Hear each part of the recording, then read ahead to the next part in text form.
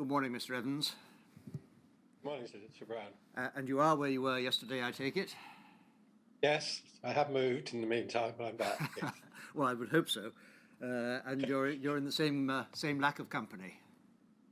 Yes, absolutely. I've not spoken to nobody about the inquiry since yesterday. And you are speaking to exactly the same group of people as were in this room yesterday. And I imagine that there will be around 200 or so people who are watching remotely as we speak. So it's very much as it was yesterday. Now, just before we finished, I was looking for a document to ask you about. Shumik, do we have that document? And can we put that up on the screen? Now, if you just go a bit further down the page, Shumik. Thank you. That's it.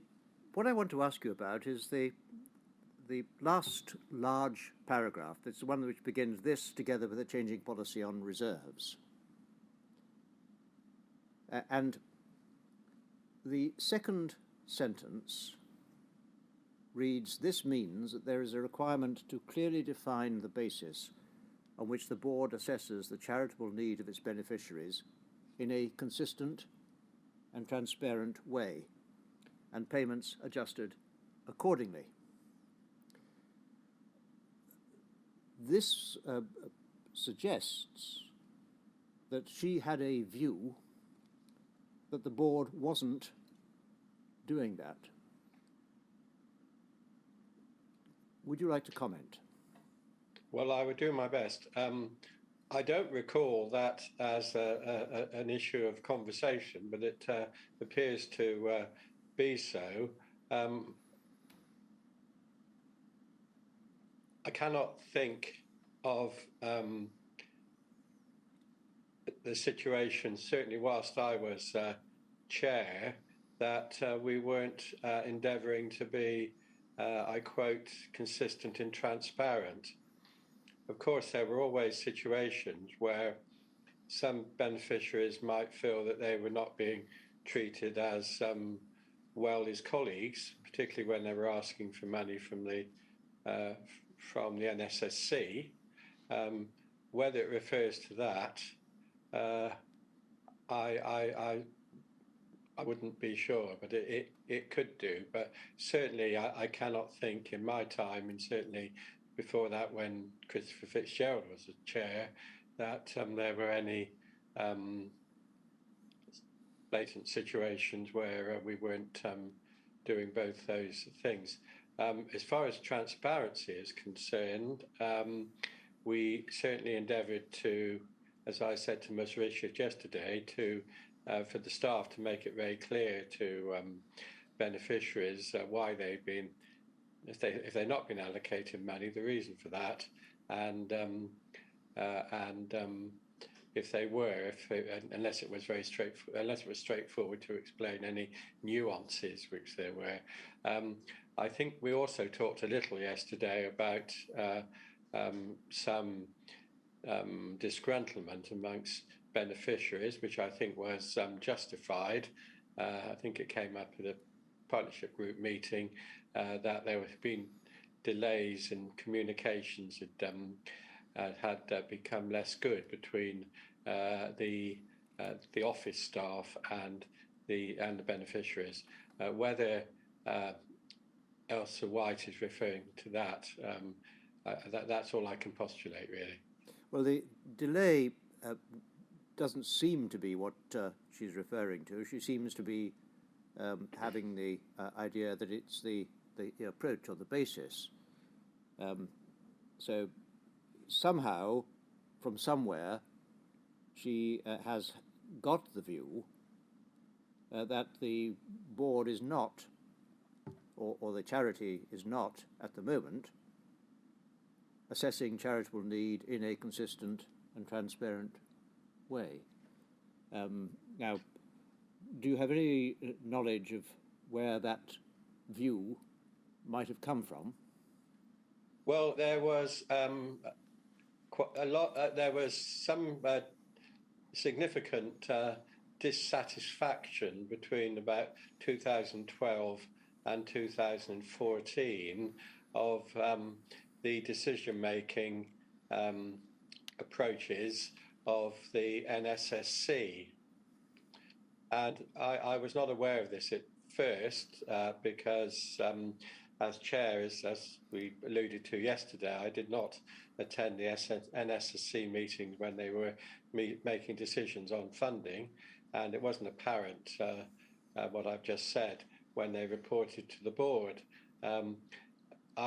This was picked up when there was, as I said just now, Sir Brian, some dissatisfaction amongst some of the beneficiaries. As far as major payments which were being made, the regular payments was a very clear, consistent system, as far as I recall. This would have presumably related to what decisions were being made at the NSSC, and I imagine the department, either we made them aware of it, or they discovered it, or they heard about it from somewhere else. I know I'm being a bit general, but I don't think I can be more specific, unfortunately.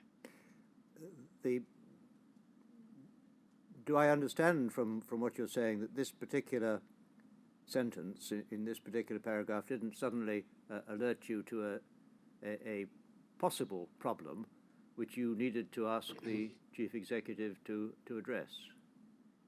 I cannot remember the sequence of events, but once we became aware that there was this dissatisfaction with the way the NSSC was operating, we changed the NSC membership and established the grants committee, which is referred to elsewhere. So once we knew there was an issue, we took action on it. And the chief executive and myself. Yeah. The final point on this.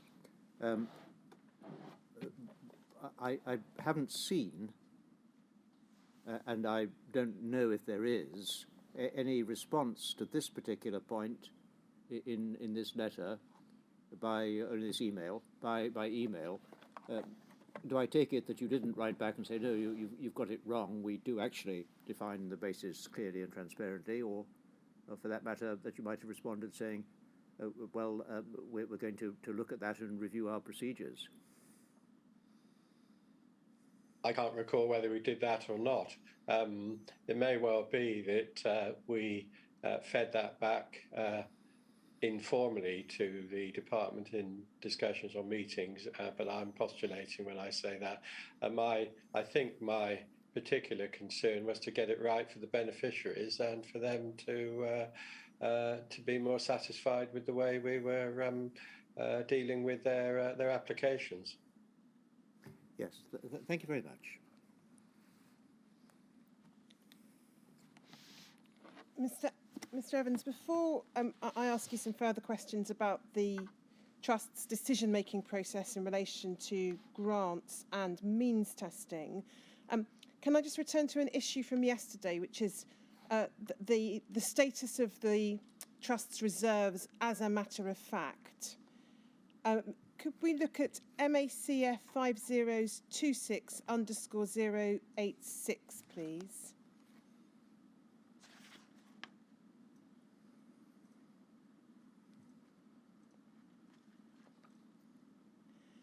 These are the minutes of a board meeting 28th of July 2014. And if we go to the bottom of the second page, under the heading Investments, you'll see there the minutes record the attendance of a Mr. Merrifield from Sanlam Private Investments to discuss the Trust's investment portfolio, and reference is made to that having been requested in light of the plan to reduce the level of reserves. There's then a discussion about the composition of the investment portfolio, the equities and bonds held by the Trust in the context of the reserves. And then there is a discussion about wanting a less high-risk investment policy, if I can put it that way, because of the possible need to call on the reserves. and then we can see the top of the next page.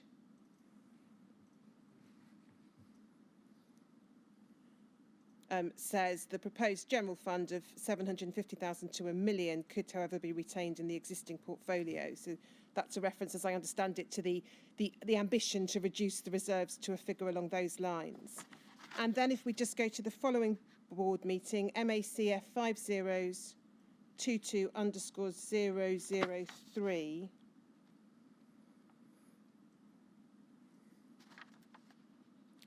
You'll see these are the minutes of a board meeting 27th of October 2014. Again, if we go to the bottom of page 2,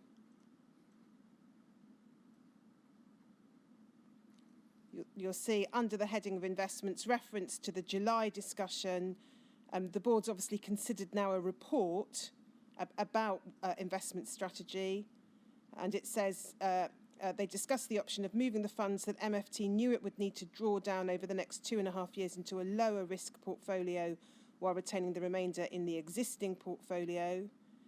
And then it refers to the very bottom of the page. However, because of, top of the next page,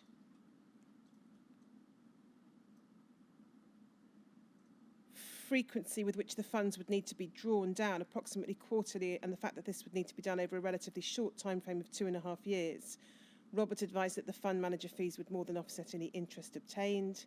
And then there's further discussion about what's going to be done with the investment, and then cash proceeds to be held in a notice account with Lloyds Bank and so on. A discussion of whether to have some gilts and bonds, or corporate bonds or the like, and then there's a approval of a new investment policy. In light of that, would you accept that the reserves were under the trust's control and being managed in accordance with an investment policy rather than having to be requested from the Department of Health? Yes, I would. I mean, I was going to clear this up with you anyway, because I was wrong yesterday. I must have had a mental aberration, but looking at papers afterwards and reflecting, it was obvious that any funds we invested through investment companies, etc., must be funds we had. So, yes, I misled you on that. My apologies for that.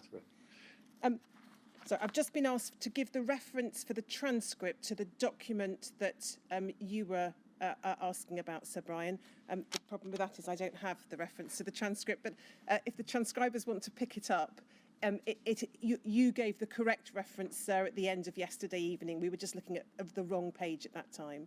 Right.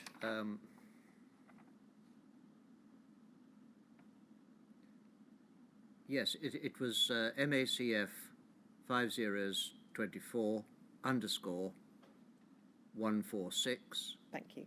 And I think it's at page 6 of that. Thank you. We don't need to put it back on the screen. But we now have the reference on the transcript.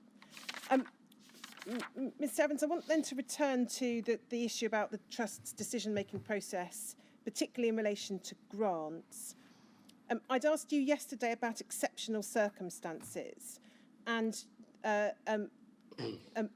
what appears from the documents and the evidence that the inquiry has considered so far is that from around 2010 or 2011 to around the middle of 2014, the criterion being applied by the NSSC was the exceptional circumstances criterion. And we looked at a document, for example, from September 2013 when that was being discussed yesterday.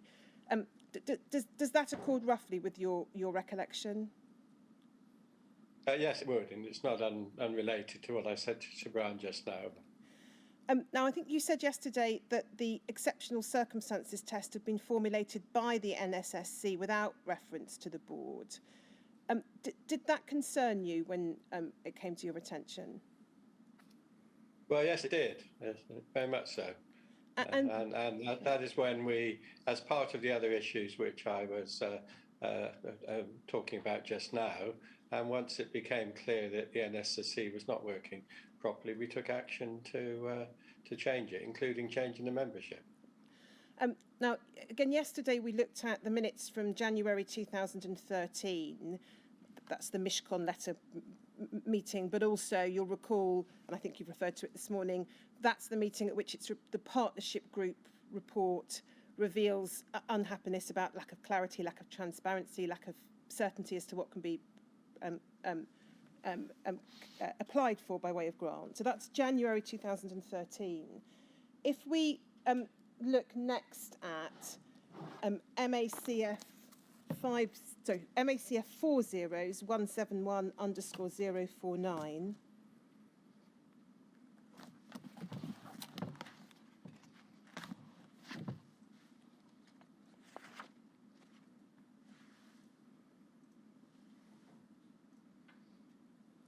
You'll see this is a short document, this is a draft that was presented to the board. I don't think we have the very final version. But it says, from May 2014, the Macfarlane Trust is introducing new guidelines for grants. And then we can see what was intended to be published on this page and the page that follows. Are you able to assist us with why it took from January 2013 to May 2014 for guidelines to be produced, to be made available to beneficiaries? No, I can't recall. I hadn't realised. I'd forgotten.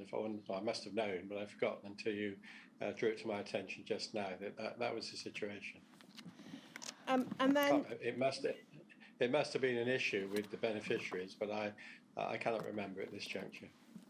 And then if we go to, forgive me for a moment, MACF 40s171_042.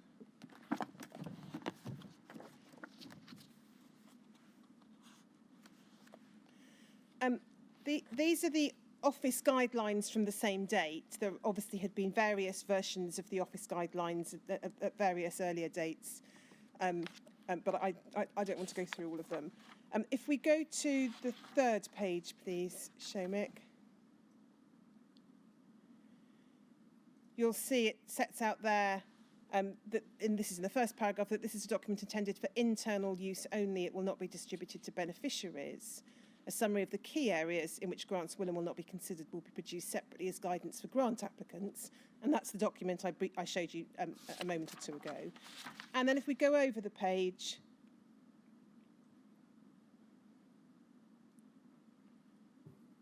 you'll see there begins a series of items or matters for which grants can be sought, with a maximum figure, details of what might be granted, and what's going to be required in terms of the detailed information for each item.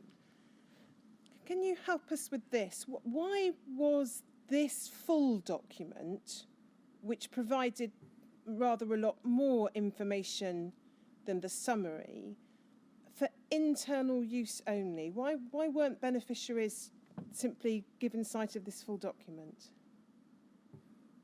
I cannot remember. What I would be confident of is that we gave guidance to the beneficiaries on what they should need to know in order to put in applications. But I do agree with you, looking at the document now, that I cannot, and having read it in preparation for my interview, I cannot see any reason why we shouldn't have given it to them. But I cannot recall why we didn't. Okay, thank you. And then if we could look at MACF 5022_008.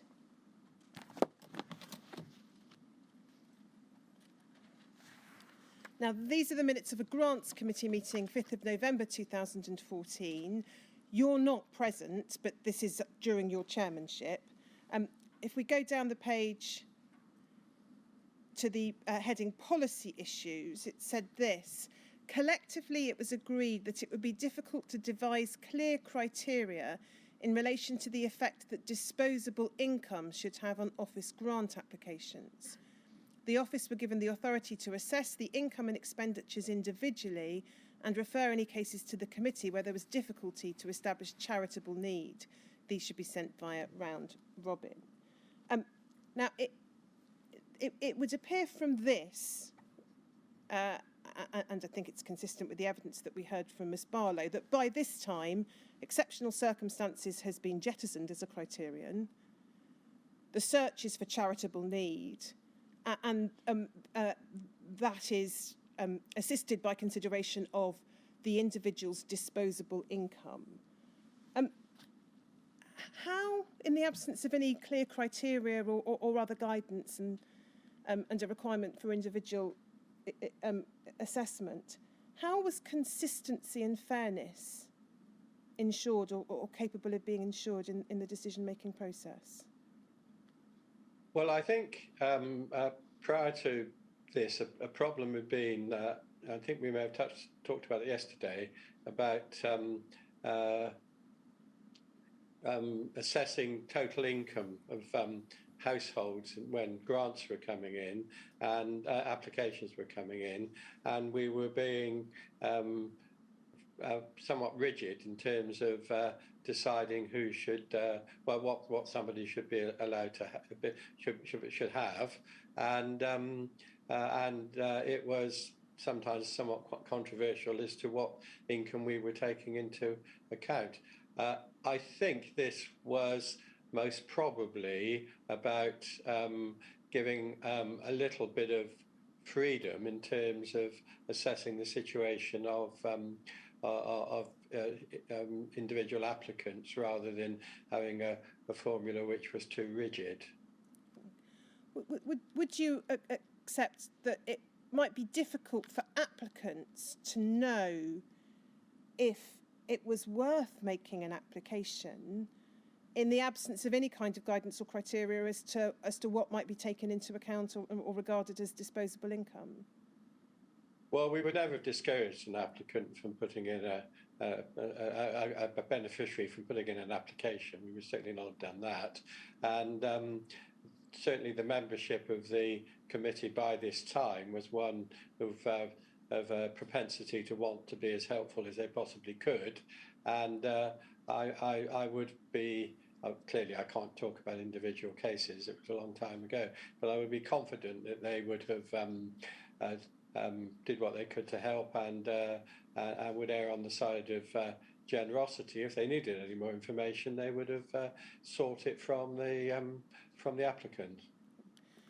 Do you know whether, as part of the assessment that either the office workers or the grants committee, or presumably on appeal, the board might be taking into account, would the decision maker be looking at what the applicant said they were spending their outgoings on and making judgments about whether what the applicant was doing was reasonable? Well, no two applications were the same, of course. I don't think we would have made a judgment about reasonableness. We certainly wouldn't have done that. If, say, someone had submitted an application for us to pay off some debts, perhaps they were threatened because they're not paying the council tax or energy bills or whatever, if the information they submitted to us showed that maybe they were giving priority to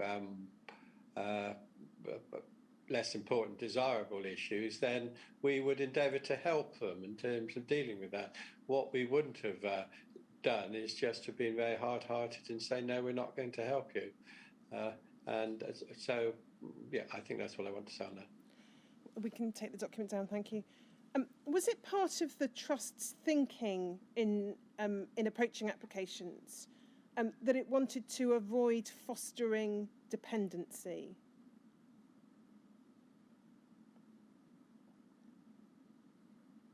Well, latterly it was, yes. How? Do you want to say a bit more about that? Well, I'd like to understand what it meant in practice. Well, I hope this answers your question the way you want, the question you're asking. I think I said yesterday that I had some unease when I was on the NSSC about the intrusion we were really making into individuals' lives, and I was very keen and played my part in getting the increase in the regular payments for individuals, so then they could make their own decisions on lifestyle, basically. And prior to that, we were, when I first came onto the committee, being really quite intrusive in terms of looking at what people did with their money and where the money came from. So, which I thought was certainly not a modern way of doing it, and was actually somewhat demeaning to the individuals. So we moved towards that, which of course did have some, and I think most beneficiaries like that because it gave them more self-respect in some cases. But of course, some individuals found it quite difficult to adjust to what they'd been used to for sometimes for decades. Other witnesses have either spoken or written in their statements of an aim to foster dependency. Other than through a switch or change of emphasis to less by way of individual grant and more by way of regular payment as a policy, was there any respect in which the desire to avoid fostering dependency, as it's put in trust documentation, translated into practice when considering grant applications? I'm not sure if I understand the question you're asking me. I mean, it would have been certainly latterly quite a pragmatic approach in deciding what would be the most helpful relationship at a particular time with a beneficiary. But is that what you're asking me, basically? I may not have put the question particularly clearly, Mr. Evans. I'm trying to understand how the objective of avoiding fostering dependency, which we see referred to in various materials from time to time, how that was given practical effect, if it was, in the approach to assessing grant applications. So would the office worker or the NSSC or grants committee, for example, say, well, we think this person's becoming too dependent on the trust, they're making too many applications, we propose to discourage that, and that's going to be a factor in deciding whether we grant or decline an application? Well, we wouldn't have put any hint of an embargo on anybody submitting an application. If that were going on, then if that was the situation, then we would do what we could to try and help that person looking ahead rather than back. I mean, I think what we did somewhat successfully was to change the culture, really. I mean, if I could just give an example which might help you, is that there were very much a minority of applicants who we felt were we're sort of pre-Amazon days, but they were buying lots of stuff on mail order and so forth, which we thought were luxuries, and then coming to us and expecting us to help them out when they got into financial problems afterwards, perhaps with, as I was saying earlier, paying utility bills and such like. Now, we wouldn't have left somebody not help them out in that situation, but we would have through the advisors which we had, whose services we used, to make a relationship with that particular individual. The grants committee itself, and prior to that the NSSC, they wouldn't have been carrying out that particular work. They weren't the right people to do it. In terms of means testing and what income was taken into account, I think I asked you yesterday about the taking into account of household income, so not just the applicants, but of other adults living within the house. The Trust has seen some evidence to suggest that it's all household members whose income was taken into account if they were adults, so that it wasn't limited to only certain categories of relationship. Do you have any recollection one way or another in that respect?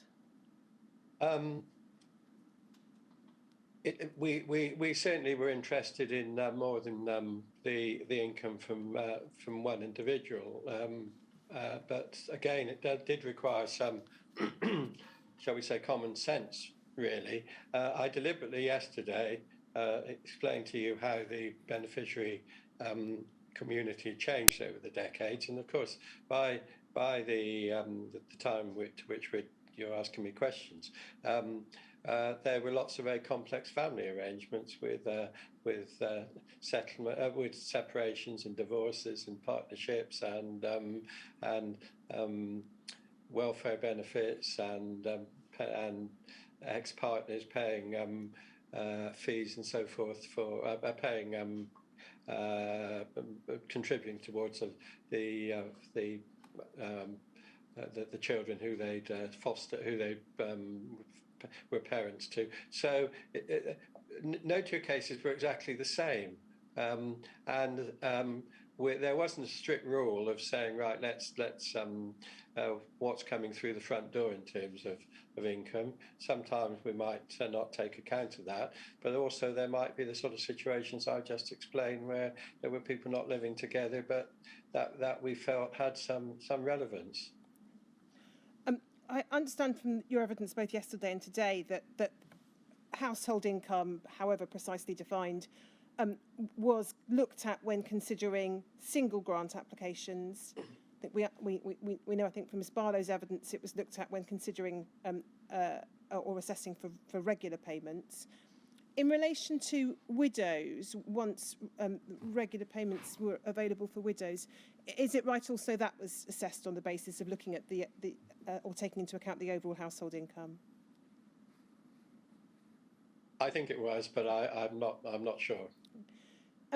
Do you know what, if any, steps that the Trust took to get in contact with widows or other bereaved dependents who might no longer have been in contact with the Macfarlane Trust, to inform them of the availability of the post-Archer top-up regular pay?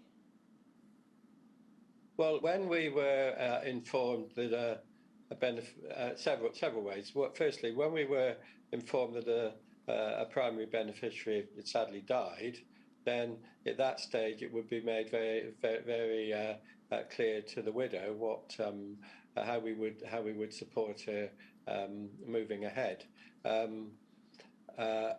and we did, I think, communicate reasonably well on an ongoing basis, telling widows what grants and benefits there were through the newsletter and other online means. But it was not always easy to reach some of them, and some of them a minority, very much a minority. Some of them did not wish to take advantage of what they might have, because they wanted to move on in their lives and put behind them what the sad events they'd been involved with. Do you know whether there were proactive steps taken by the Trust in the post-Archer years, and in particular from 2012 onwards when you became chair, to try and ensure that all those who might be eligible for a new regime of regular payments, and who might not know because they'd fallen out of touch with the Trust, because there'd been no incentive for them to keep in contact with the Trust, was there a proactive system for trying to track people down and make sure they were aware now that there was something that they could claim? Yes, I mean, let me first say that our objective was to make available whatever money individuals were entitled to. So we did want to find out who those people are and encourage them to take advantage of it. But yes, I think that was done, as I said, by a newsletter and such like. I mean, it wasn't always easy if we didn't know the contact details of an individual widow, and we probably would have. I mean, I know that was only 8 years ago, but I think today there might, be ways of social media, we could have done things more imaginatively than we did then. When the trust changed from exceptional circumstances as its criterion to a may have been a return to charitable need and a focus on disposable income, was that change publicised to beneficiaries, and if so, how? I can't remember, but I would expect it would have been publicised in newsletters online and any contact meetings we had with the beneficiary community. Do you accept as a matter of principle it should have been publicised so that applicants Oh, could... absolutely. Yes, absolutely. As I said just now, our intention was to make sure everybody took advantage of any financial support they were entitled to from us. We looked yesterday at a document, don't think I need to go back to it, in which you'd noted in one of your email communications with the Department of Health that means testing was, you said rightly, a very sensitive subject for beneficiaries.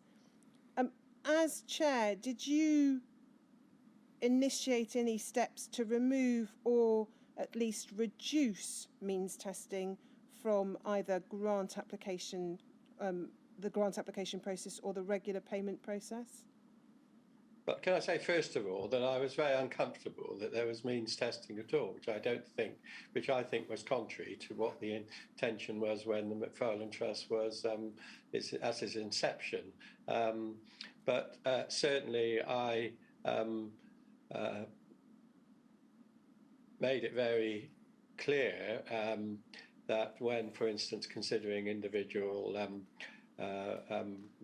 situations, then we should discourage means testing. But for the sort of situations I was explaining to you, we were talking about just now, I mean, it was really not impossible just to not take any account of what people's personal income was. I mean, you know, a difficult one is it's something of a rhetorical question. If you get it is a rhetorical question. If someone who has an income of 100,000 a year, and there were some people who did, should you be making available similar sums of money for their buying replacement bedding, we say?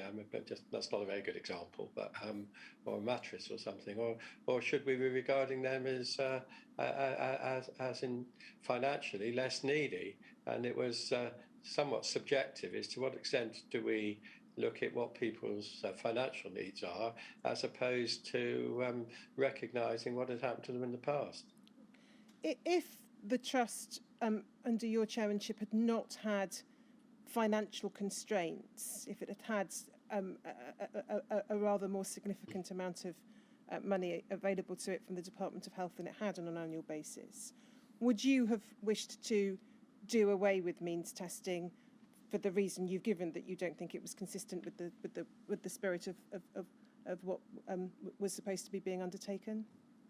Absolutely. I mean, if we'd been had available a substantial amount of additional money, I would have been pressing for us to increase the regular payment figures and to hopefully make it less frequent for people to want to come to the trust for specific payments.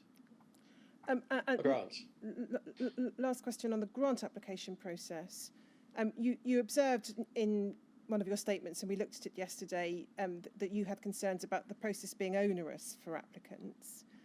One aspect of the onerous nature of the process that has been described to the inquiry, and I think was described to the trust at the time, was having to get 2 quotes for everything.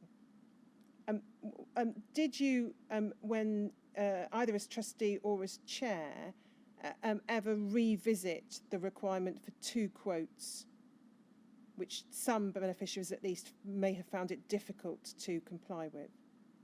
Well, I think when I was on the NSSC, we endeavoured to be practical about that. I mean, if someone were asking, to use an example, I think I put in my statement, £150 for a pair of glasses, we wouldn't have expected them to go to 2 optometrists to get 2 quotes. I mean, we would have avoided that sort of thing happening.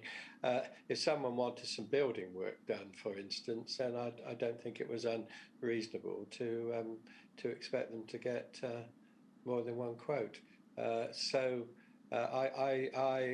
My recollection is that from about 2011 to about 2014, the NSSC at the time became really quite bureaucratic, and I'm not sure there was quite as much pragmatism then, and it certainly took me a while once I was the chair to actually glean this was going on. And I think I worked it out. Well, I discovered it when beneficiaries at I think it's a partnership group meeting were quite rightly complaining about it. The two quote requirement is retained for most items, at least, in the 2014 version of the Office Guidelines. Did you or the board ever consider whether the guidelines should adopt a more flexible approach to the requirement for two quotes? Well, I think it needs to be need to mention it. They were guidelines, so they did not have to be followed to the letter, and that is what I was talking about with pragmatism. Okay. Did the office staff understand that they had the ability and flexibility to dispense with the requirement for there to be two quotes for every application? Oh, absolutely. They did for most of the time that I was involved with the Fire and Trust. Ros Riley, who was the lady in charge of NSSC, had been with the trust for quite a long time, and she had one and then two very able assistants working for her. One who'd certainly been there a long time, and they used to build up very good relationships with a number of the beneficiary community, and they would have, before applications came in, they would not infrequently have conversations with them over the phone about what they were entitled to have and what they actually had to do in terms of as you said, two quotes or whatever, rather than just waiting for them to come in and then dealing with it in a bureaucratic way. I want to ask you a little more about relationships with the beneficiary community. Well, just before you do that, can I ask how this system of grant applications would have responded to emergency situations, or for that matter, take this example. Perhaps you might look at this first. It's generally understood that if you buy a bed from IKEA, the mattress will be a bespoke size. You can't get mattresses that size readily elsewhere in the open market. I think that's generally known. Would I have to get two quotes for such a mattress? Or would I have to change my bed? I know I introduced mattresses as an example, which is probably not a good one, because many of the primary beneficiaries benefited from having a certain type of mattress. Don't ask me why. And I think they were ones which only one or two companies provided. So we would not have made them wait weeks to get a new mattress if they needed one urgently. But with the first part of your what you were just saying, Sir Brian, I mean, there was a great deal of common sense with the system. Say somebody rang up the office and said, I've got a leak in the house and it's getting flooded, or just to use a fairly stark example, then we would endeavour we would give them some money straight away to deal with it. I would hope that the office would not say we need two quotes, but would go along with saying, well, how much is it going to cost? And well, this local plumber's told me so and so. And then what would happen is the office would ring round the members of the NSSC and say this and this and this and this. And do you agree to the money? And in cases, we could deal with this in hours. It'd be very quick. Okay, thank you. And then we would just confirm that at the next formal meeting. And would beneficiaries be aware from anything which was in writing, which they had, that that's what the position would be if they had such urgent need?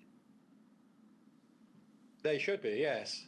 And I cannot see why they shouldn't. The reason I say should be is we were, of course, dealing with a diverse group of beneficiaries, and some people would understand some of these matters more readily than others. If they didn't understand, then that was really part of the job when they spoke to the office to explain to them. And incidentally, which I could have said to Ms. Richards a bit earlier, it just occurred to me now, is if people had difficulty filling in the application form, then the office staff would help them do it, and I think in some cases they might have filled it in for them. So there was a nice, good, warm relationship between the office and the beneficiary community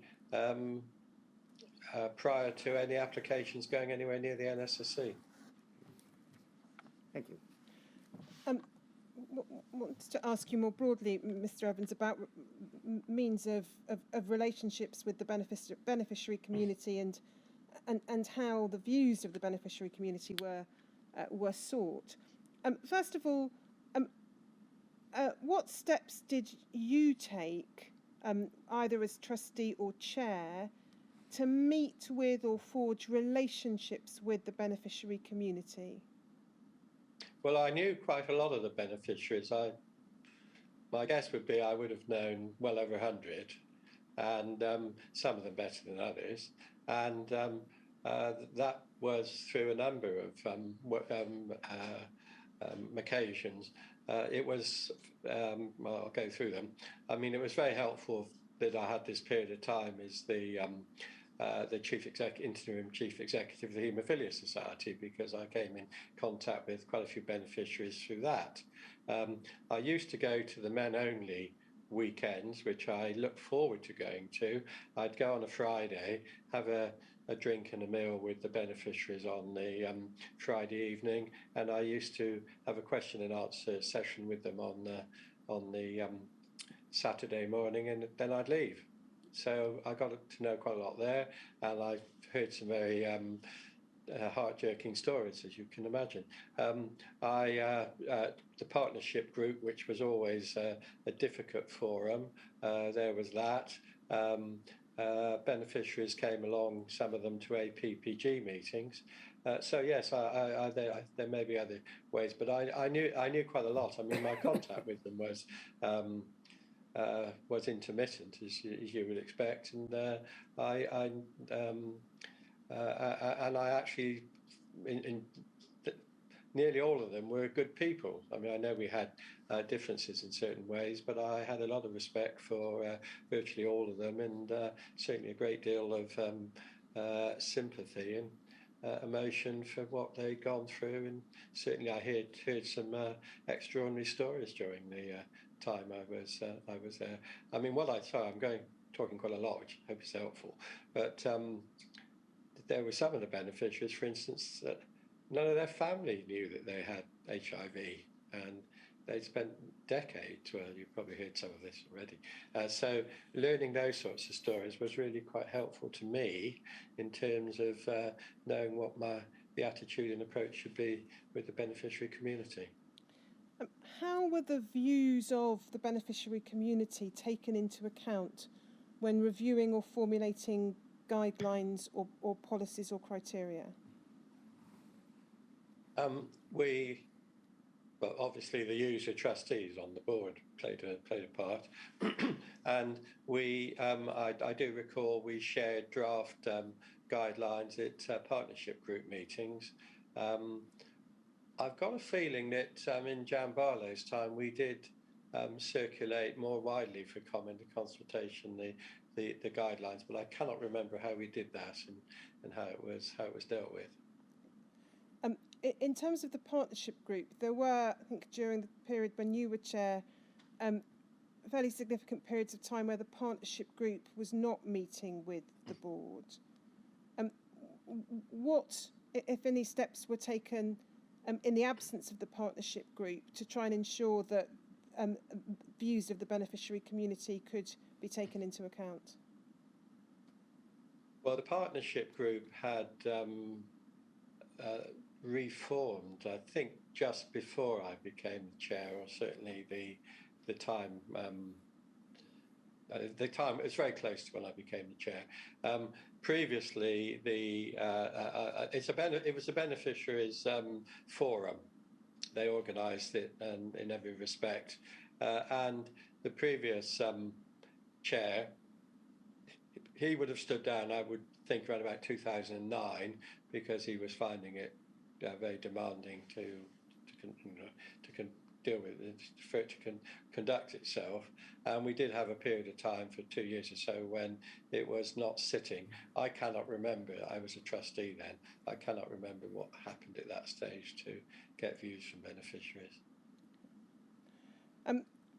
In terms of, oh no, actually before I ask you about user trustees, could we look at CAXT 5068_010?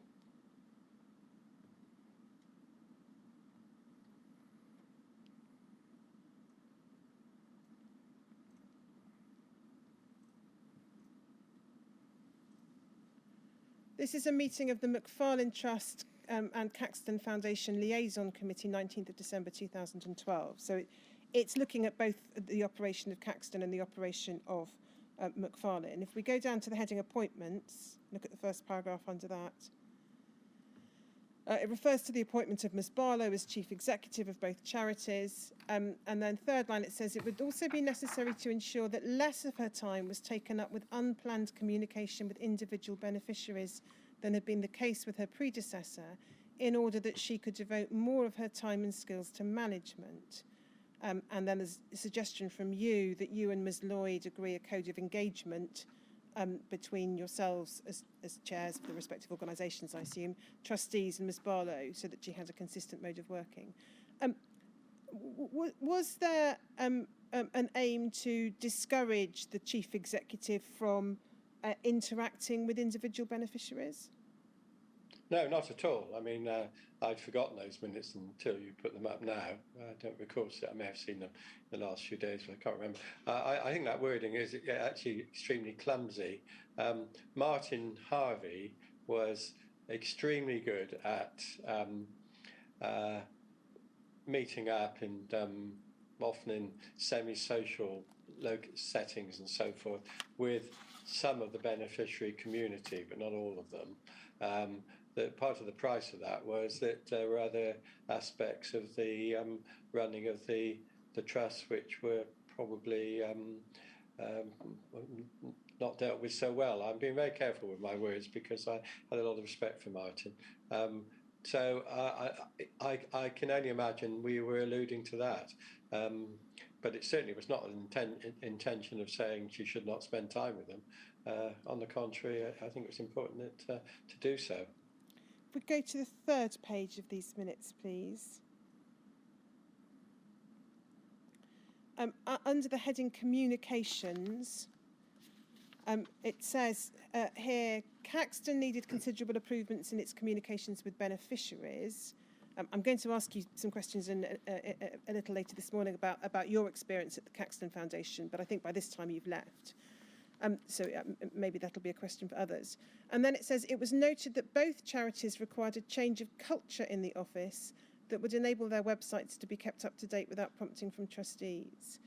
What, if anything, can you tell us about the perception that a change of culture was required?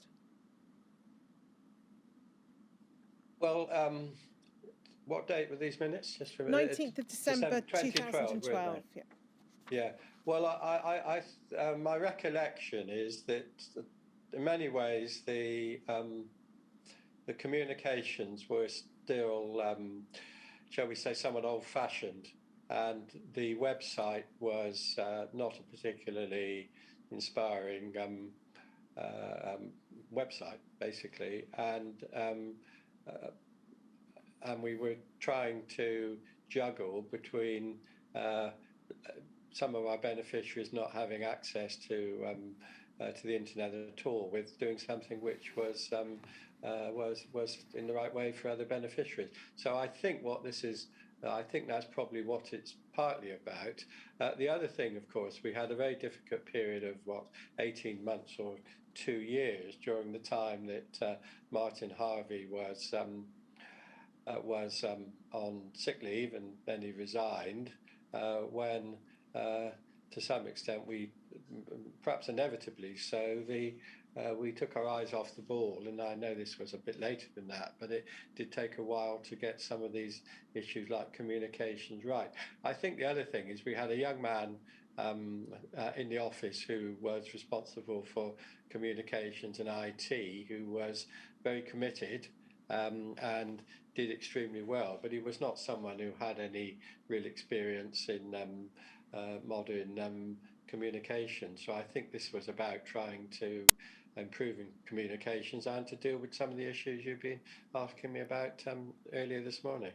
And then if we look at the heading service level of agreement, and this I think is reference to the arrangement that came about whereby staff were effectively employed through the Caxton Foundation, but you'll correct me if I'm wrong.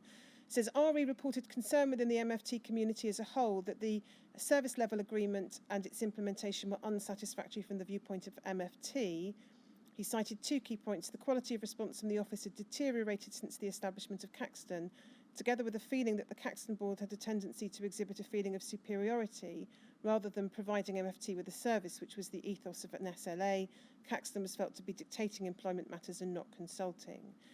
And you allude in your witness statement to there having been concerns or problems with this arrangement. Without, I think, going into detail, are you able to assist us any further on what you saw the problems as being? Yes, so very much so. I mean, I will say quite a few things on this.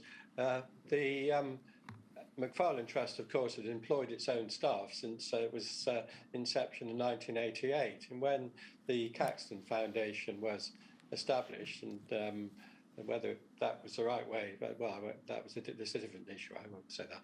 But when the Caxton Foundation was established, Peter Stevens was dealing with Christopher Fitzgerald on what the future staffing relationship should be between the two bodies. And there was probably quite sensibly a view that there shouldn't be separate staffing establishments, and that they should all be in the in Alliance House under one particular chief executive, but with some designation between who was working for Caxton and who was working for the Macfarlane Trust.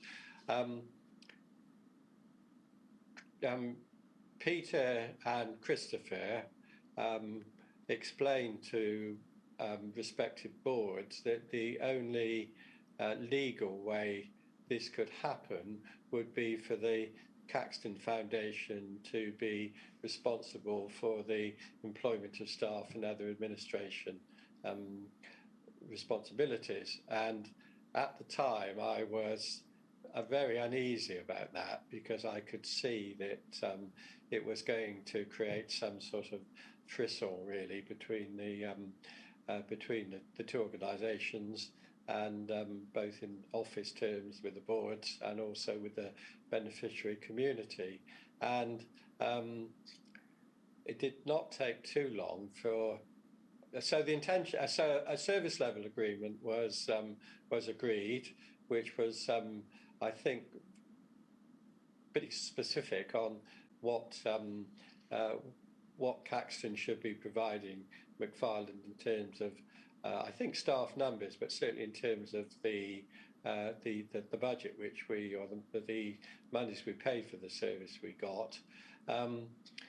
But as I feared, it did not take too long, and I think this became even more apparent after Jan Barlow arrived, that because the staff were employed by Caxton and they were in charge of the office, etc., that the Macfarlane Trust, instead of being an equal of Caxton, was something a bit less than the Caxton Foundation, and that was an issue which came to the surface not just where we are now, but also a year or two later. I can't remember after this meeting, what if anything, was done to try and improve the situation. But it was a problem, and it was partly the catalyst to some other difficulties later on. There's one document I want to ask you about in relation to user trustees. Shomik, it's MACF 5026_057, please.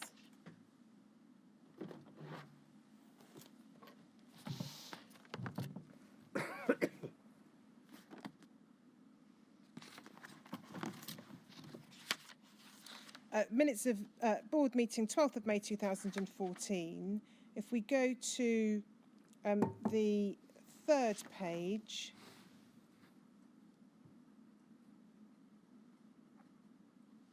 and we look at the top half of the page, this is in the context of a discussion of the establishment of the new grants committee, which was replacing the NSSC.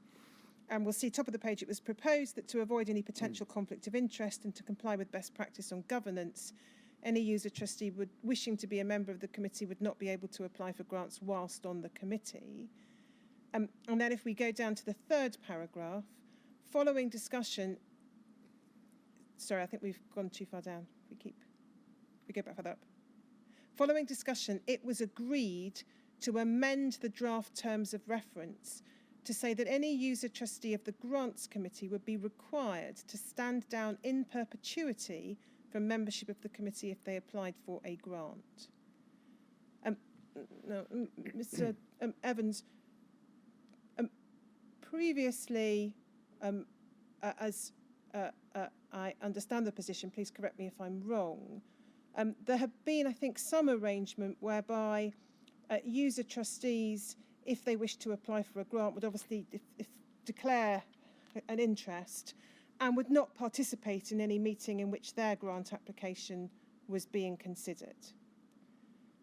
This obviously goes rather a lot further than that and prevents any user trustee in perpetuity from being a member of the committee if they applied for a grant.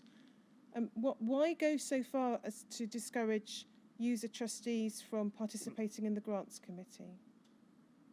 Well, there was quite a lot of unease, as much from the beneficiary community, as far as I recall, as the board, that not all, but one or two of the beneficiary user trustees sitting on the committee were in fact able to get some favourable consideration of grants they put in, both in terms of numbers and also judgments. And I think the feeling was that if someone was at, say, an NSSC meeting and went out of the room just while their case was being considered, then that was... they still in some way had some benefit over somebody who was more remote. Reading these, preparing for my interview and seeing what you've got on the screen now, it does seem to me what we did was somewhat extreme, but I cannot remember the entire debate on this at all. What I do remember is that we, without difficulty, were able to appoint one of our user trustee members onto the committee, and he proved to be a good member. In your witness statement, we can take that down, thank you. In your witness statement, Mr. Evans, you have said that one of the complexities to your work was the beneficiary community. What did you mean by that, and what do you mean by that being one of the complexities to your work? Well, the beneficiary, most of this you will obviously know. The primary beneficiary community, which the McFarlane Trust was serving, was about 370 men, and there were at least as many widows and partners and wives who were we were supporting, quite rightly so, and there was also several hundred children who we were looking to support, and they were living throughout the UK.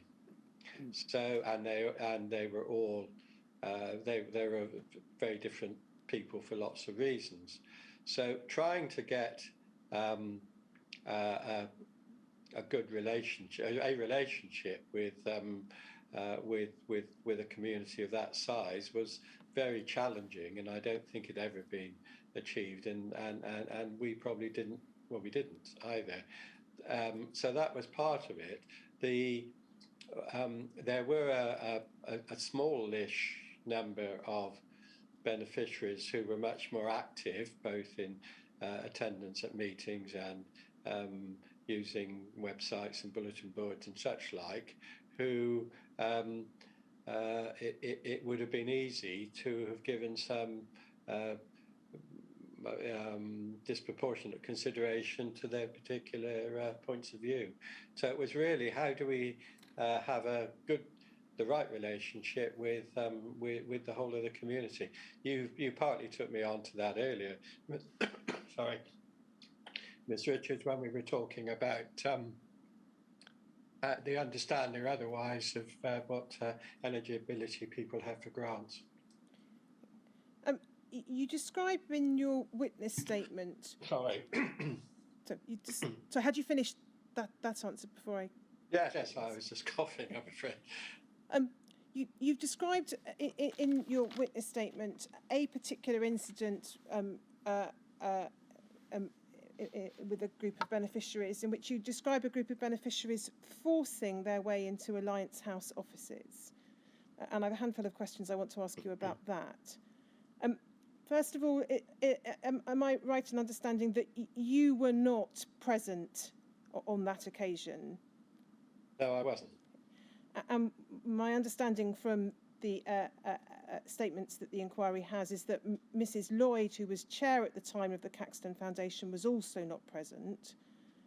Miss Barlow, who was in the building, but herself didn't witness this. So what was the source of your information that this had involved forcing, or I think another term you use elsewhere is barging, by this group?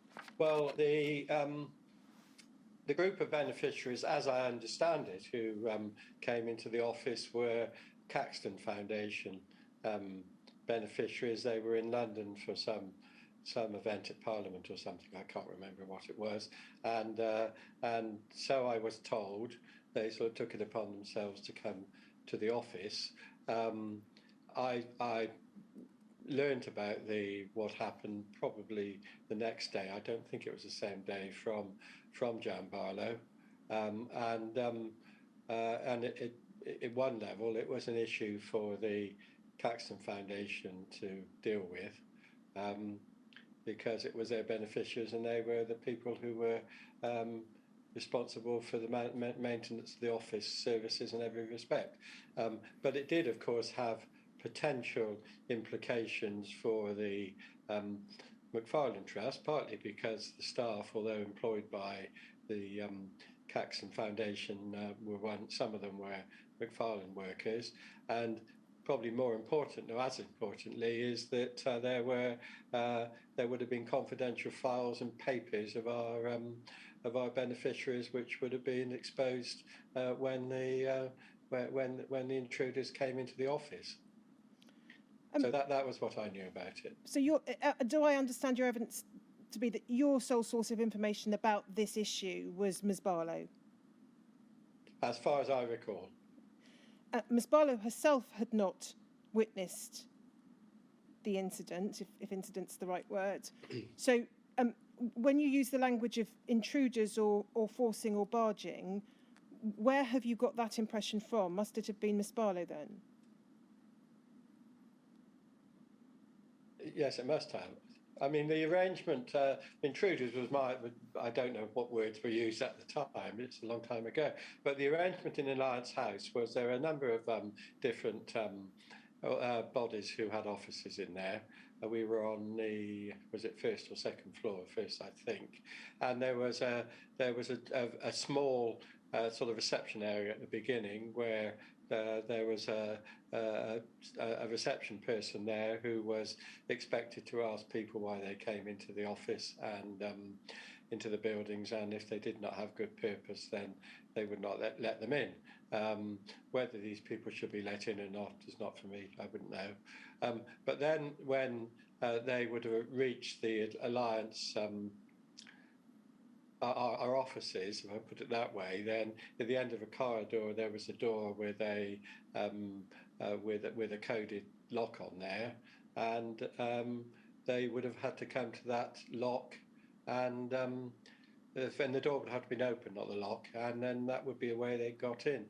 My recollection, which I'm pretty sure is why I'm referring to it, is one of the staff, I cannot remember who, there's a bell which you rang if you wanted to come in the office. So one of my recollections is that the bell rang, someone went to the door to see who it was, and these individuals barged their way in. That's why I was using the language I did in my reporting to you just now. But when you say your recollection, that's a recollection of what you were told because you weren't there. Yes, it was second hand, yeah. And the inquiry's received some evidence to suggest that the Caxton Foundation had published a leaflet or some form of material that invited beneficiaries to pop in and attend the offices if they wished to. Were you aware of that, or had that position changed by this time, to your knowledge? No, I wasn't aware of that. And then just one document. But the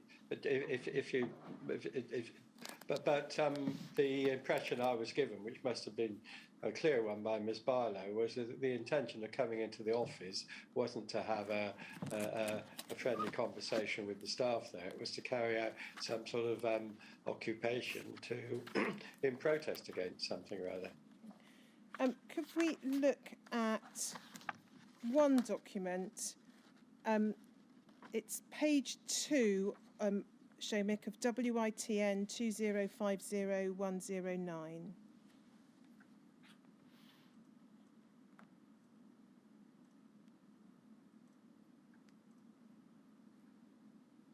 Thank you. So this is a letter which you wrote to one of the individuals who attended at the Caxton Foundation office in Alliance House. Dear Mr. X, I gather from the staff that on the 17th of April 2013 you arrived with others from the Contaminated Blood campaign at the offices in Alliance House, wishing to see the Chief Executive and the Chair of the Caxton Foundation. Despite being informed that people were not available, you barged in, unannounced and uninvited, to the offices. This caused real concern to staff and potentially gave you sight of confidential information of a personal nature about beneficiaries of all the organisations that work out of Alliance House, including the McFarlane Trust. I trust that this action will not be repeated. It would not be out of place for you to apologise for your actions to those staff who were present. I am placing this letter on the Trust's forum. Yours sincerely, Roger Evans. Two matters I wanted to ask you about, Mr. Evans. First of all, did you, before sending this letter, which characterises the incident in particular terms, did you take any steps to find out if there was potentially a different account or explanation that those involved might have wanted to give of what they did and why they'd come to the office? Well, I spoke slightly different from my answer I gave just now. When I was in the office, I spoke to the staff who were affected, and some of them were really quite frightened because there were 2 or 3. I think they were all men who came in, but I could be corrected on that. But there were some women there who found the whole incident really very intimidating.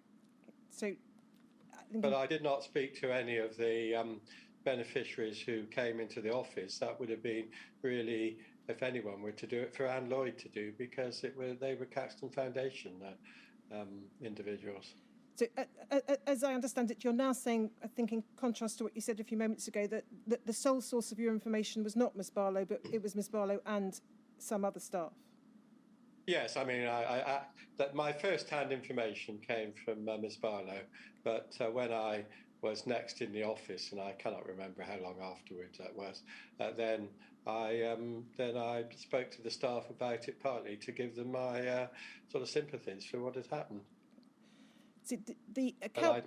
If what you're asking me, did I speak to any of the beneficiaries or the occupants who came into the office, then I didn't do so because I didn't think it was my responsibility to do that, and it would have been difficult to have done it probably anyway. Do you think it might have been I cannot even tell you who they are now.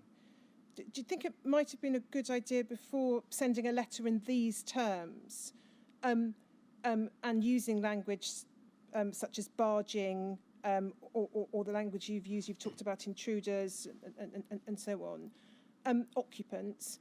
Do you think it might have been a good idea to, if not necessarily directly yourself, but through someone at the Caxton Foundation, Mrs. Lloyd, just to try and reach out to those involved to obtain their account, which the account that's been given to the inquiry, I should say, is a different one from the one which you describe?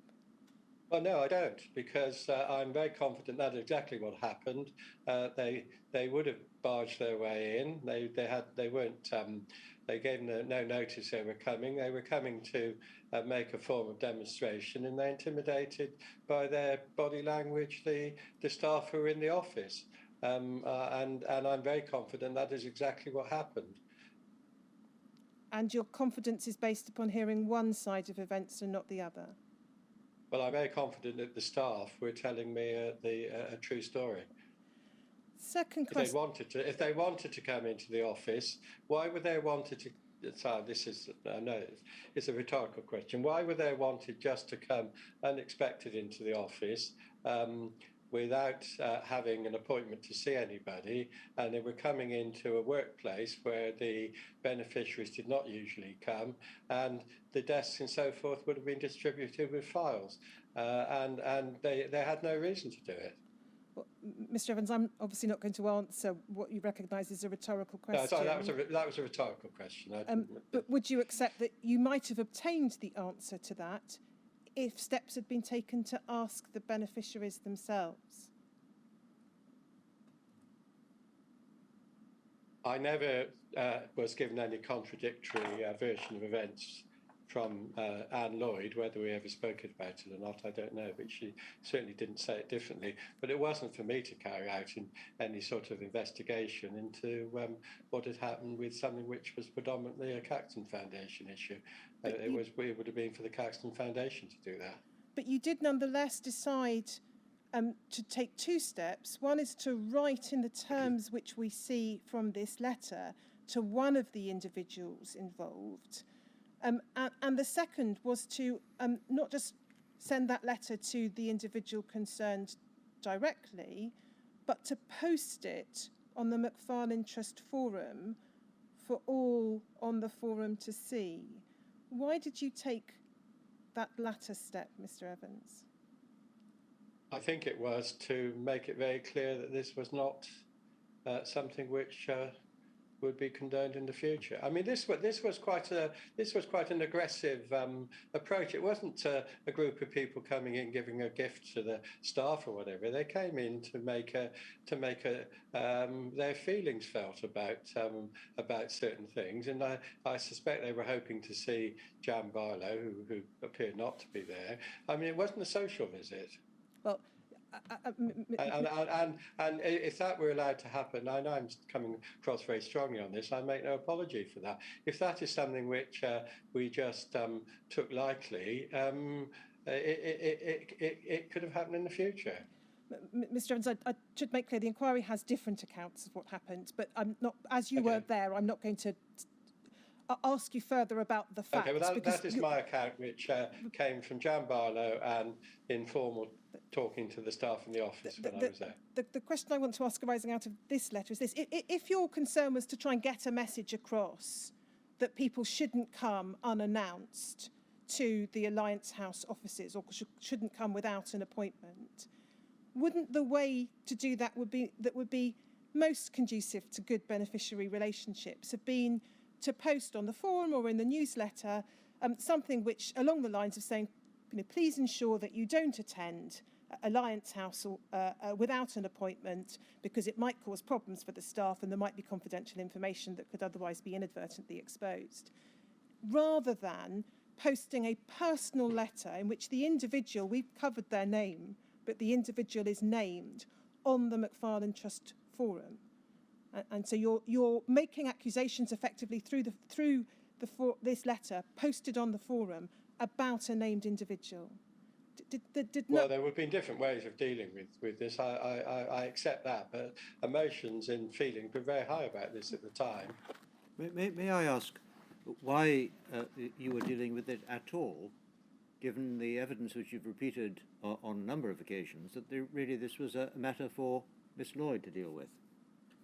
Well, I think, Sir Brian, having seen this letter now, what was not quite right, which I said a few minutes ago, I think one of the beneficiaries who was with this group was in fact a McFarlane Trust beneficiary, and I think that's why I wrote the letter to him. I think that was it. But I'd forgotten about that until Ms. Richards put the letter on the screen. Do you accept now, at least, that there would have been not just different ways of dealing with this, but better ways of dealing with it, rather than personalising it to this individual and writing in these terms on a forum to which many would have access? I think there are alternative ways of dealing with it. One of the I can't remember the dates and sequence of events now, but one of the beneficiaries who came into the office was the one who squared up and was going to hit me in the House of Commons. So we were dealing with and quite a big man. So it was not an easy situation to deal with. I think 8 years or so later, it's 7 years, it's possible to see it in a different light. I think what was important at the time was to show the staff that we were supporting them. But yes, there have been other ways of dealing with it. But at the time, the emotions were very high. Can I then come to a different aspect of communications with beneficiaries, and it arises out of the statement again of Kate Rendell. So if we can go back to that, WITN 3372002.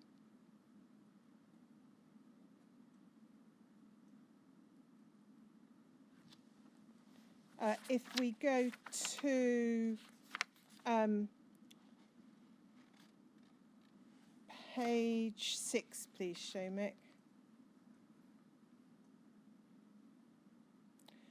If we just pick it up, paragraph 28 onwards, Ms. Rendell's here describing a communication survey that she undertook, and she explains the process, the receipt of both positive feedback but also a significant amount of negative feedback and dissatisfaction.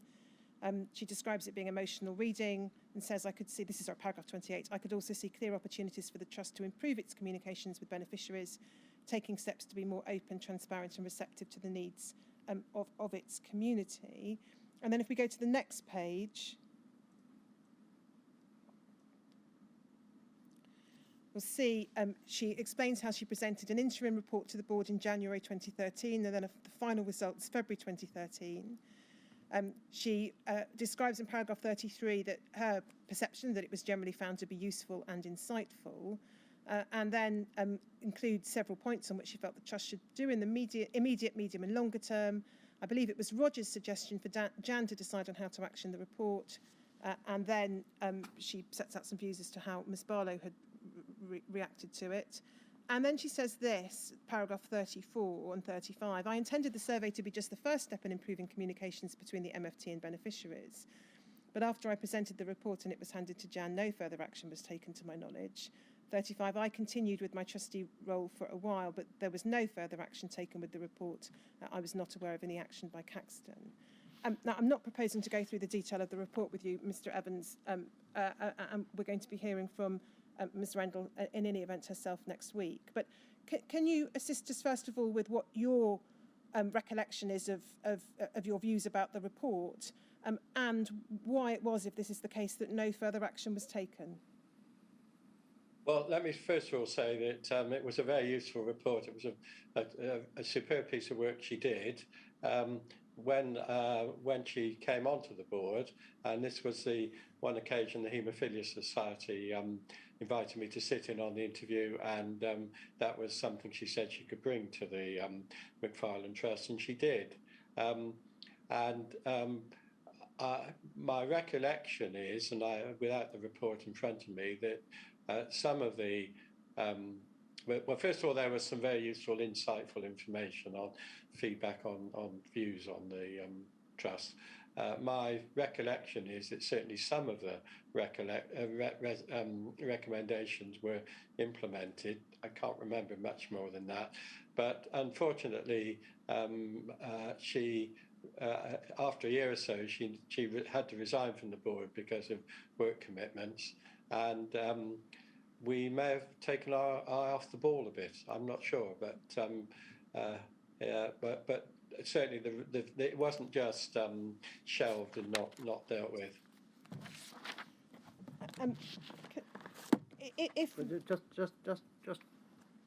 Can you explain how, if you may have taken your eye off the ball, it just wasn't shelved and not dealt with? I mean, those two seem to be expressing contradictory things. Well, we implemented some of her recommendations in relation to the forms of communication, I think it was, with the beneficiary community. But I don't know that we worked through as well as we might all of them. So perhaps shelve is a wrong word. What I was really trying to say is that we implemented some of the report, but not all of it.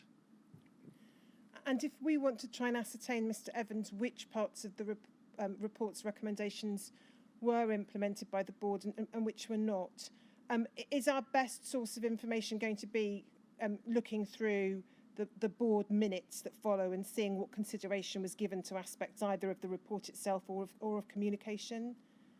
Yes, it probably is, yes. Well, I won't take up time by doing that exercise with you in by way of oral evidence, but we will work through the minutes and see what we can ascertain in that regard. The next document. Oh, well, sorry, I'd note the time. Can I just ask you about one document, and then it will probably be a suitable moment for a break. It's WITN 4474002.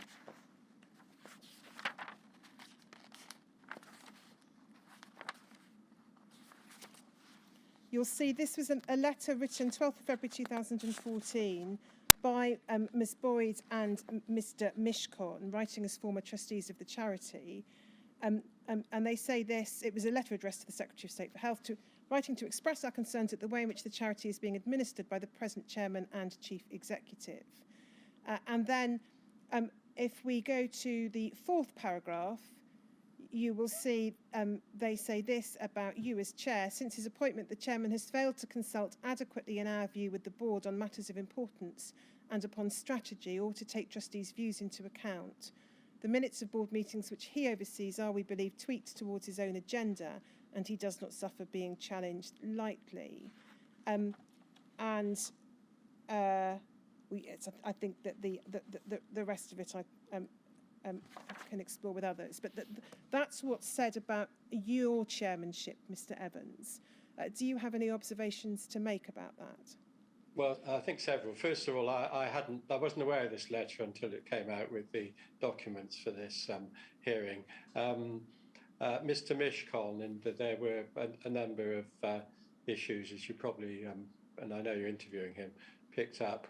You would have picked up, which were partly about relationships with him as a board member, and also relationships with the beneficiary community. And this letter was written, I can't remember the exact date which was at the top, but I think it was written a couple of weeks after he, Mrs. Boyd, ceased to be members. Their terms of office had come up, Mrs. Boyd had sadly she's died, she had some health problems and so forth. I think Mr. Mishcon would have liked to have continued as a board member. I don't accept what he says in this paragraph. What I would, and I did listen, and I certainly took, as far as I was thought, cognizance of what other trustee members were saying and wanting, but not always did I agree, think it was the right thing to be done, and neither did other trustees. And this would have been after the letter which Mr. Mishcon wanting us all to sign. So that would have probably affected his view. I think and I think later on the board was a much more relaxed board than it had been before. I have very little doubt that I was doing quite firm on certain issues. As far as the minutes are concerned, Jan Barlow drafted them. I saw a draft. They went to the board for approval. If any board member was not happy with any of the content of the minutes, then we would look at them, and if there was general agreement, they would have been amended. But I don't recognise that I tweaked the minutes, and I can't think of any reason why I would have wanted to do that. So I know the time. It's 11:30. Just in terms of timings, I've got two principal issues still to ask Mr. Evans about. One is about his work with the Caxton Foundation. The other is about the dispute with the Haemophilia Society in 2015. I'm not going to finish those quickly. I will certainly finish them if we take a break by lunch, which would enable us then to take the lunch break, allow recognised legal representatives and core participants to put forward during lunch any further questions, hearing from Mr. Evans again at 2 for what would then be, I hope, a short final session, and putting Mrs. Carroll's evidence back a bit later in the afternoon, but I'm confident that Mrs. Carroll's evidence is unlikely to take very long because there's really only one issue that she'll be being asked about. So I don't think, in other words, we'll quite finish Mr. Evans by 1 o'clock, but we should finish him not long after 2. Well, I'm sorry that we won't finish you within the morning, Mr. Evans, but I feel confident that given your helpful attitude so far, that you won't mind too much about that. I hope you've nothing planned for 2 o'clock. No, I rather suspected we wouldn't finish in the morning, Sir Brown, so Well, it's not an issue. It's often the way of the world. If you wanted to shorten this break or lunch, that would not be an issue with me. Well, I think we have to allow a sufficient break for those who are watching online as well. Yes, that's true. And Yes, okay. we must take them always into account. So we will take the break until 12 o'clock. So it's slightly Thank you shorter very than a much. half hour, but not by much. 12 o'clock. Thank you.